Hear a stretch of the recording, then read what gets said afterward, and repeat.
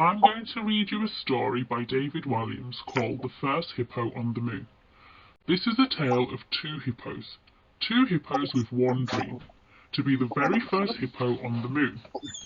One enormously rich hippo, Hercules Waldorf Franklin III, paid for a gigantic hippo space center to be built to blast him there. Sheila didn't. Yes, the other hippopotamus's name was Sheila. One morning she announced, "I want to be the first hippo on the moon." "But Sheila," said her giraffe friend, "you don't have a space rocket." "Then we'll make one, Keith," Sheila replied. Yes, the giraffe's name was Keith. Us hippos like to dream big. Sheila's friends got to work building her a rocket. Tina the elephant brought back the biggest tree trunk she could find. Joyce the gorilla fetched the longest vine, and Derek the ostrich was given the task of gathering the pongiest mounting of rhinoceros dung. After many days and nights, the animals finally unveiled their space rocket. Well, something that looked a bit like a space rocket. A tiny bit. "Thank you, friends. It's my very own Hippoporocket." All they needed to do now was ignite the rhino dung and blast Sheila into space. But how? "Try rubbing those two spiky thingamabobs together to create a spark," instructed the hippopotamus. "Okay, let's go," Sheila announced. "Dream big, everyone. 3, 2, 1, blast!" But before Sheila could say off, it started raining. It rained and rained and rained. It was rainy season. It didn't stop raining for 5 long months. The moment the rain stopped, Sheila began her countdown again.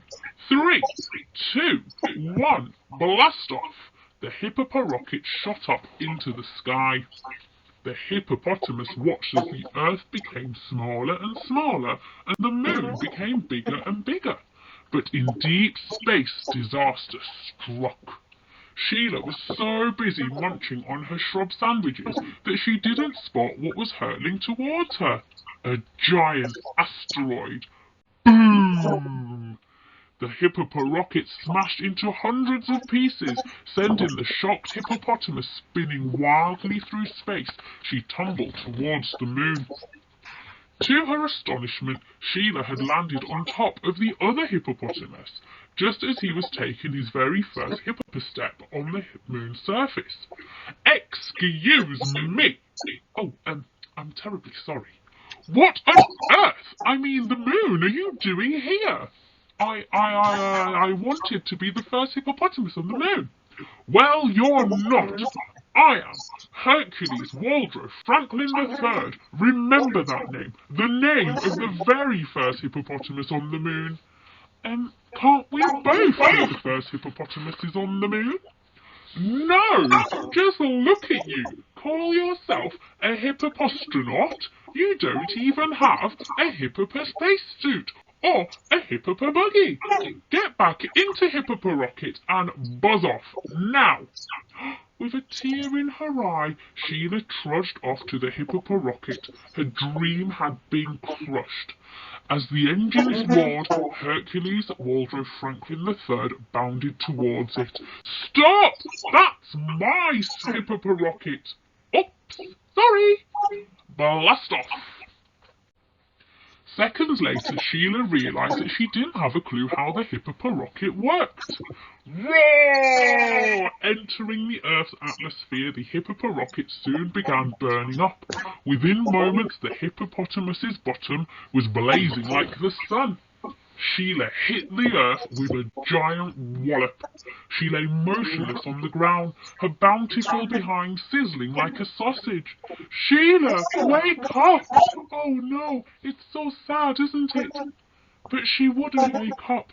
This was the saddest day the jungle had ever seen. Then, out of the silence came a sound.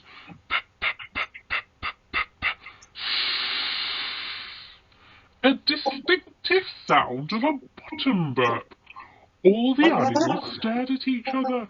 Who would dream of letting one go at such a sad time?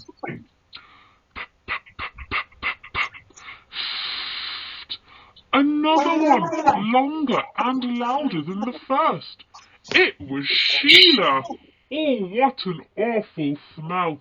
The hippopotramp was so thunderous she woke herself up. Now Sheila was famous all over the world as the very first hippopotamus on the moon.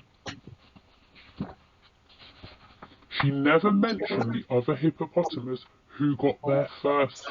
Not fair. So whatever you do, please do not tell anyone.